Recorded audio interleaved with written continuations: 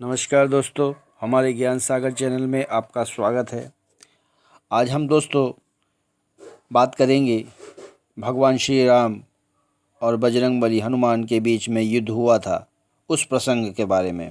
बहुत से लोग इस बात को नहीं जानते हैं कि भगवान राम और बजरंगबली के बीच में भी युद्ध हुआ था। हम सभी जानते हैं कि भगवान बजरंगबली श्री राम के बहुत बड़े भक्त हैं। ये बात बिल्कुल ठीक है, किंतु उनके दोनों के बीच में भी एक युद्ध हुआ था, तो हम इस बारे में जानेंगे। एक बार श्री राम की सभा में सभी राजा आमंत्रित हुए। सभी राजा आए। वहाँ पे बहुत से ऋषिगण थे, उसमें से विश्वामित्र भी थे। उसी सभा में काशी नरेश शकुंत का भी आना था। सभी राजाओं ने सभी महर्षियों का आदर किया और प्रणाम किया, किंतु शकुंत ने महर्षि विश्वामित्र को प्रणाम नहीं किया और सभा में बैठ गए। यह देखकर विश्वामित्र को बड़ा ही क्रोध आया और उन्होंने सभा समाप्त होने के बाद श्री राम से इस बारे में कहा। राम ने कहा कि हे ऋषि गुरुदेव, आप इतने दुखी क्यों हैं? तब उन्होंने बताया कि शकुन ने मेरा अपमान किया है। तब राम ने कहा कि आपका अपमान तो सारा अयोध्या का अपमान है, इसलिए बोलिए मैं क्या कर सकता हूँ। मैं उस पापी को दंड दूंगा। तब विश्वामित्र ने कहा कि मुझे कल शाम होने से पहले ही उस राजा का मस्तक अपने चरणों में चाहिए। इस पर राम बोले, गुरुदेव ऐसा ही होगा। यह सुनकर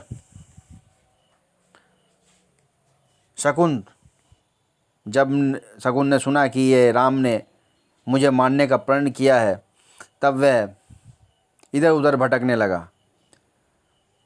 उसे देखकर देव ऋषि नारद उसके सामने आए और बोले, तुम्हें श्री राम से कोई नहीं बचा सकता। सिर्फ एक है जो बचा सकता है, वो है बजरंगबली, और तुम्हें कोई भी राम से नहीं बचा सकता। तो उन्होंने कहा कि मुझे बजरंगबली क्यों बचाएंगे? वे तो राम के भक्त हैं, वो मुझे क्यों बचाने जाएंगे? तब उन्होंने कहा कि तुम उनकी माता की शरण में जाओ। तब यह बात सुनकर वह बजरंगबली की माता अंजनी के पास गए। अंजनी वहाँ पूजा कर रही थी। वहाँ जाकर उन्होंने उनके चरण स्पर्श किए और कहा, माता मेरे प्राण की रक्षा कीजिए। तब अंजनी ने कहा, आप कौन हैं? तब उन्होंने अपना परिचय अंजनी को दिया। माता अंजनी ने कहा कि आप चिंता ना करें, मेरा पुत्र हनुमान बहुत ही शक्तिशाली है, वह आपकी प्राण की अवश्य ही रक्षा करेगा। तब राजा ने कहा कि आप मुझे शपथ दीजिए, सौगंध दीजिए कि आप मेरे प्राण की रक्षा करेंगी। तब उन्होंने कहा कि मैं तुम्हें सौगंध देती हूँ कि मेरा पुत्र तुम्हारे प्राण की रक्षा अवश्य करेगा। यह कहकर तब वहाँ से माता चली गई और कहा, तुम यहीं पे ही रहो, मेरा बेटा आएगा जब मैं उससे बात करूँगी। तब शाम को बजरंगबली माता के पास गए, तो माता को प्रणाम करके कहा। तो तब बजरंगबली से माता ने कहा कि एक राजा मेरे पास आया है, वह उसके प्राण संकट में है, उसकी रक्षा करो। यह कहकर उसने माता अंजनी ने काशी नरेश शकुंत को बुलाया।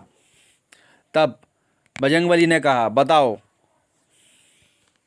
तुम्हें क्या परेशानी है? तब उन्होंने कहा कि मुझे एक राजा ने प्राण से मारने की धमकी दी है और वे मेरा वध कर देंगे कल शाम तक, इसलिए मेरी प्राण की रक्षा कीजिए। तो इस पर बजरंगबली ने कहा कि तुम्हें चिंता करने की ज़रूरत नहीं, क्योंकि मेरी माँ ने जब तुम्हें वचन दे दिया है तो मैं उस वचन को ज़रूर निभाऊंगा। तब बजरंगबली ने कहा, बताओ उस राजा का नाम क्या है?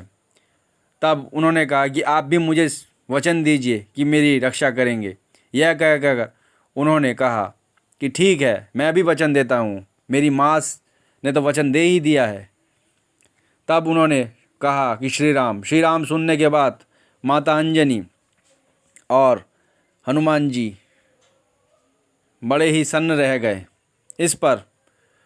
किंतु जब उन्होंने माता ने वचन दे दिया, तब बजरंगबली ने कहा कि जब मैंने और मेरी माँ ने वचन दे दिया है तो तुम्हें डरने की ज़रूरत नहीं, मैं तुम्हें ज़रूर बचाऊंगा, श्री राम से ज़रूर बचाऊंगा। यह कहकर उन्होंने राजा से कहा कि तुम इस वृक्ष के पास श्री राम करके जाप करना, मैं तुम्हारे पास ही खड़ा रहूँगा। यह कहकर वो वहीं पे ही रहे। उसके बाद अगले दिन सुबह लक्ष्मण वहाँ पर आए। वहाँ पर आने के बाद उन्होंने देखा कि वह राजा जिसको वह मारने आए थे वो राम नाम की धुन लगाए बैठा है। यह देखकर उन्होंने जब भी कहा कि ये हो सकता है ये माया कर रहा है, इस छलावा कर रहा है, इस हिसाब से उन्होंने तीर चलाया। तीर किसी भी कारणवश उसमें राजा के ऊपर नहीं लगा, क्योंकि वो राम नाम का जाप कर रहा था। यह देखकर लक्ष्मण वहाँ से वापस चले गए और जाकर श्री राम को सारा विस्तार से बताया। यह सुनकर श्री राम स्वयं आए और कहा कि कौन है तुम्हें बचा रहा है?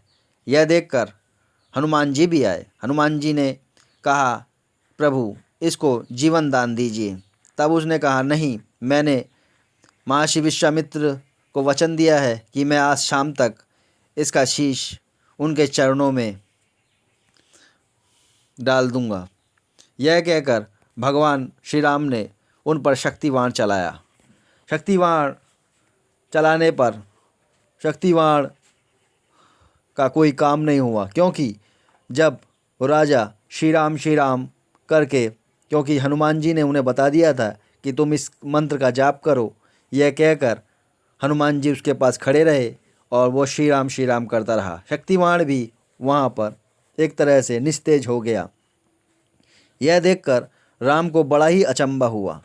उसके बाद राम ने रामबाण का प्रयोग किया। रामबाण जिससे कोई भी नहीं बचता, वो कभी भी निष्फल नहीं जाता। तो तब हनुमान जी ने उस राजा से कहा, तुम सिया राम का जाप करो। यह देखकर सुनकर राजा ने सिया राम का जाप करना शुरू कर दिया। इस पर वो रामबाण भी निस्तेज हो गया और वो एक माला में परिवर्तित हो गया। यह देखकर श्री राम बड़े ही दुखी हुए। तब इस बात से यह प्रमाण होता है कि राम से बड़ा राम का नाम, ये बात भी प्रमाणित हो जाती है। यह देखकर विश्वामित्र बड़े ही आश्चर्यचकित रह गए। राम भी बड़े दुखी थे।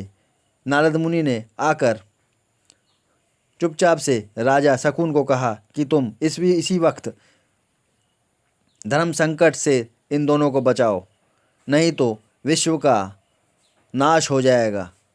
तुम जाकर विश्वामित्र के चरणों में अपना शीश रख दो। यह सुनकर राजा तुरंत विश्वामित्र के चरणों में जाकर अपना शीश रख दिया और कहा, गुरुदेव देखिए, शाम होने से पहले ही